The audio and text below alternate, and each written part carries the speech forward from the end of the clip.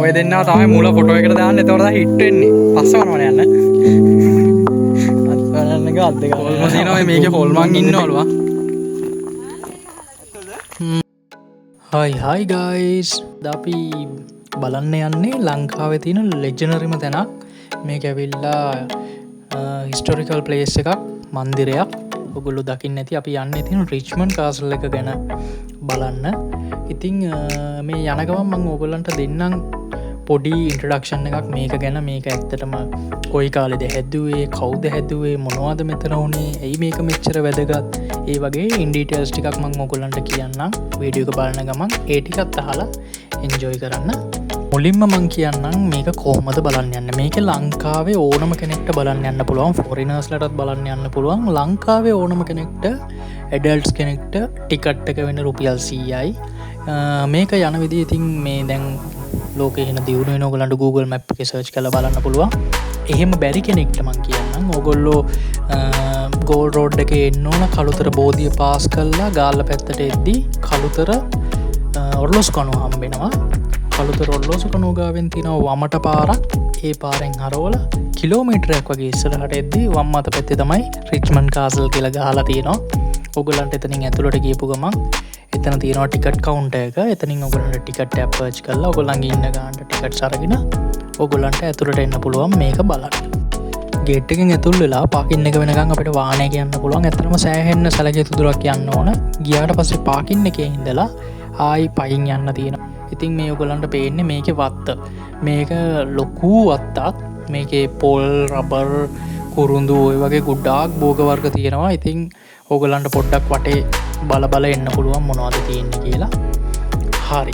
ඉතින් ඔන්න මම දැන් ඕගොල්ලන්ට කියන්න යන්නේ කාටද මේක අයිති, කවුද මේක හැදුවේ, ඩීටේල්ස් ටික ගැන.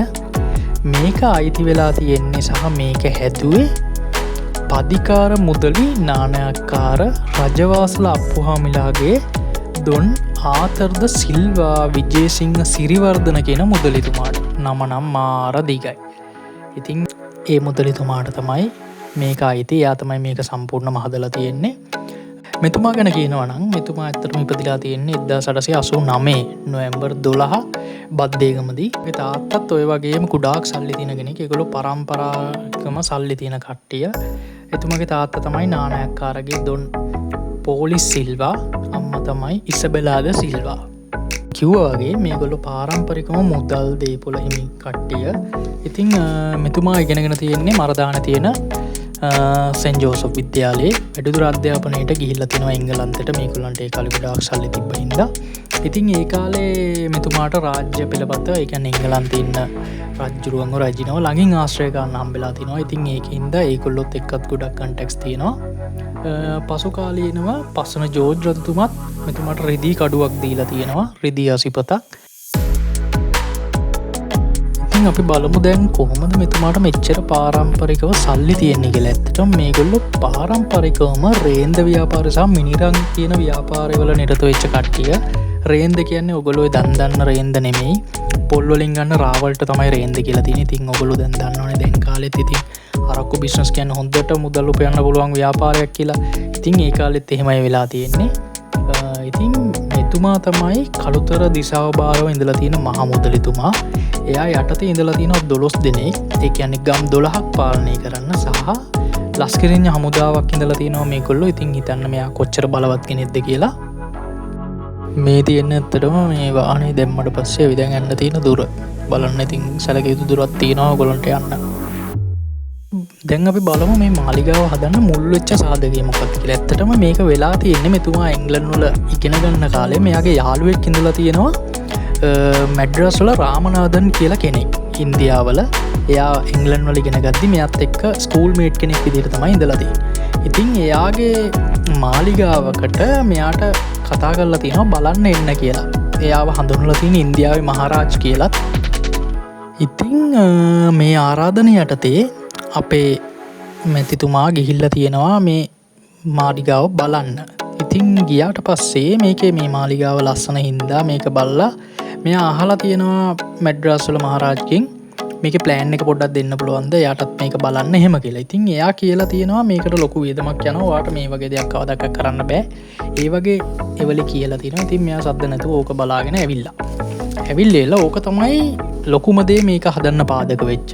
ඉතින් ඇවිල්ලි වෙලා මෙයා ලංකාවේ ඉන්න හොඳම ශිල්පියෝ දෙන්නෙක්ව එහෙ යවලා ඒ මාලිගාව එළියෙන් බලන් ඉඳලා ප්ලෑන් එකක් ඇඳලා තියෙනවා ඒ විදිහට මෙහි ඇවිල්ලා හදන්න. ඔහොම තමයි මේ මාලිගාව හදන්න ප්ලෑන් එක හදලා තියෙන්නේ. නමුත් සම්පූර්ණම ලංකාවේ මිනිස්සුන්ගේ ටෙක්නොලොජි එකෙන් තමයි මේක හදලා තියෙන්නේ. නිකන් අර ස්කෙච් එක විතරක් එහෙ විදිහට බලාගෙන ඇවිල්ලා තියෙනවා කොහොමද කියලා. ඉතින් මෙහි සඳහන් වෙන විදිහට 1900 ඉඳලා 1910 කියන අවුරුදු 10ක වගේ කාලයක් මේ මාලිගාව හදලා තියෙනවා. එහෙම තමයි සඳහන් වෙන්නේ. ඉතින් මේ මාලිගාව ගැන සඳහන් කළොත් මේ මුල්ලු ඉඩමම අක්කර 42ක්. මොකලන්ට හිතා ගන්න පුළුවන් කොච්චර ලොකු ප්‍රමාණයක්ද කියලා. මාලිගාව විතරක් අක්කරයක්. ඉතින් හිතන්න අක්කරයක මාලිගාව. ඊට අමතරව මේ මාලිගාවේ තියෙනවා කාමර 16ක්. උඩ තට්ටුවේ තියෙනවා කාමර 6ක්. පහළ තට්ටුවේ තියෙනවා කාමර 10ක්. උඩ තට්ටුවේ තියෙන කාමර 6නුත් කාමර 4ක් සවුන්ඩ් ප්‍රූෆ් කරලා තියෙනවා. ඒ කාලේ 1910 ඉතින් හිතන්න කොච්චර ටෙක්නොලොජි එකක් තිබිලා තියෙනවද කියලා. එතකොට මේ වීදුරු මේ ගේ හදන්න තිබ්බ වීදුරු ඔක්කොම ගෙන්නලා තියෙන ස්කොට්ලන්ඩ් වලින්. ඉතින් ඒ වීදුරු වල තියෙන විශේෂත්වය තමයි ඇතුළට තියෙන සුදු පාට එළියට තියෙන කොළ පාට. ඔය වගේ 2 ටෝන් වීදුරු වලින් තමයි මේක කරලා තියෙන්නේ. ඉතින් උළුහව මේ ගෙදර තිබිලා තියෙනවා 99ක්. ජනේල තිබිලා තියෙනවා 38ක්. මේ ගෙදර සම්පූර්ණම කරලා තියෙන්නේ කළුගල් සහ වැලි හුණුවල. ඒ කාලේ සිමෙන්ති තිබෙන්නේ නැතුව ඇති. ඉතින් සිමෙන්ති යොදාගෙන නෑ මේක හදන්න. ඉතින් සඳහන් වෙන විදිහට ලෝකේ ගොඩාක් රටවල් වලින් මේ මාලිගාව හදන්න බඩු ගෙනල්ලා තියෙනවා. ඉතින් අයිටම් වයිස් කිව්වොත් උළු ගඩොල් ටෙරාසෝ ඔය වර්ග ටික ගෙනල්ලා තියෙන ඉන්දියාවෙන්. ඊට අමතරව ටයිල් කිරිගරුඩ වීදුරු අරෝම මම කලින් කිව්වා වගේ ස්කොට්ලන්ඩ් වලින් තමයි ගෙනල්ලා තියෙන්නේ සහ ඉටලි වලිනුත් ගෙනල්ලා තියෙනවා. එතකොට ජර්මනි වලින් ගෙනල්ලා තියෙනවා තේක නැව් දෙකක්. ඒ කියන්නේ සම්පූර්ණ තේක ගස් කඳන් ඒවා ගෙනල්ලා තියෙනවා නැව් දෙකක පටවගෙන හින්දා. තරප්පු පෙළ හා සිවිලින් තහඩු අරෝම එංග්ලන්ඩ් වලින් ගෙනාවා කියලා තමයි කියන්නේ. ඉතින් මේ මුළු මාලිගාවේ මේ අක්කරයක් ලොකු මාලිගාවේ වැඩ කරන්න ඉඳලා තිනවා සේවක සේවිකාවෝ 40ක්.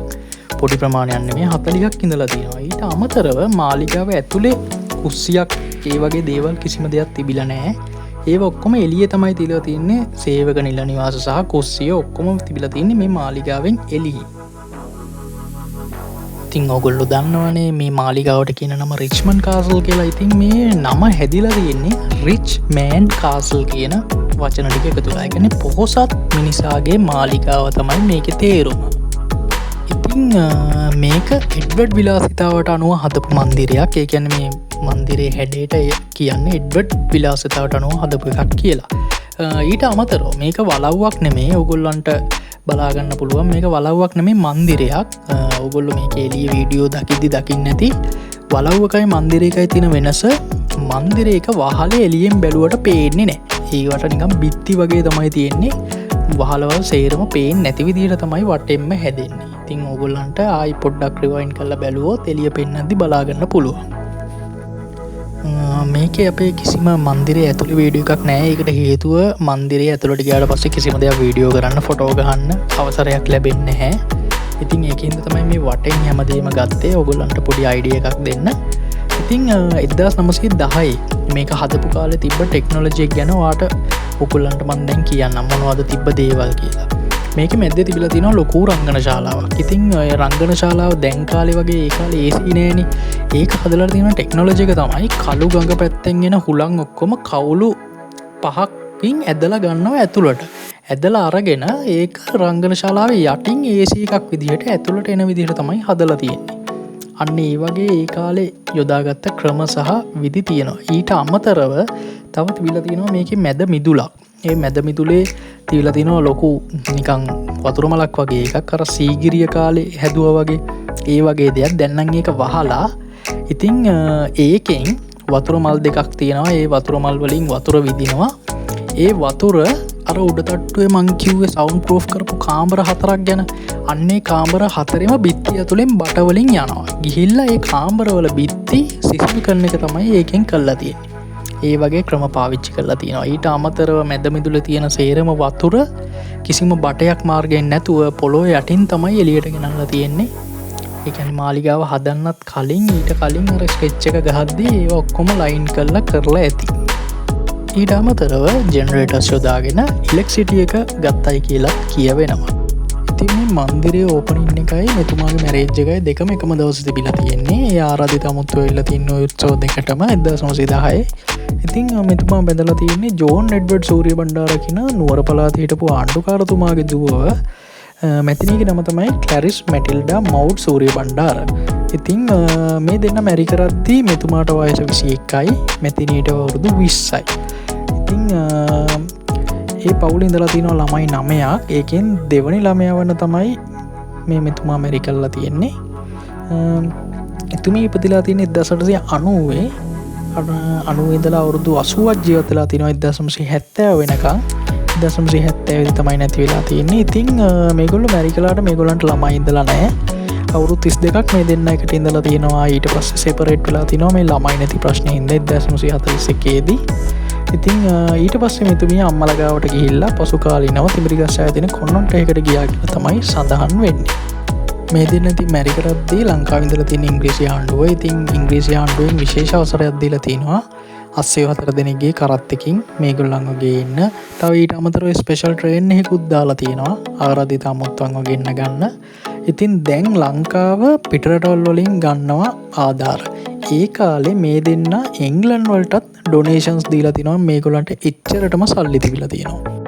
ඉතින් මෙතුමාට ළමයි නැති හින්දාත් පිරිමි ළමයෙකුට ආසාවෙන් හිටපු හින්දාත් මෙතුමා වත්ත වටේම හදලා තියෙනවා පොඩි පිරිමි ළමයින්ගේ රූප. ඒගොල්ලෝ මාලිගාව දිහා බලන් ඉන්නේවත්, ගෑල් ළමයි බිම බලාගෙන ඉන්නේවත්, ගෑනු අයගේ රූප දාලා තියෙනවා මාලිගාවට පිටුපා ඉන්නේවත් ඒ විදිහට අඹලා තියෙනවා.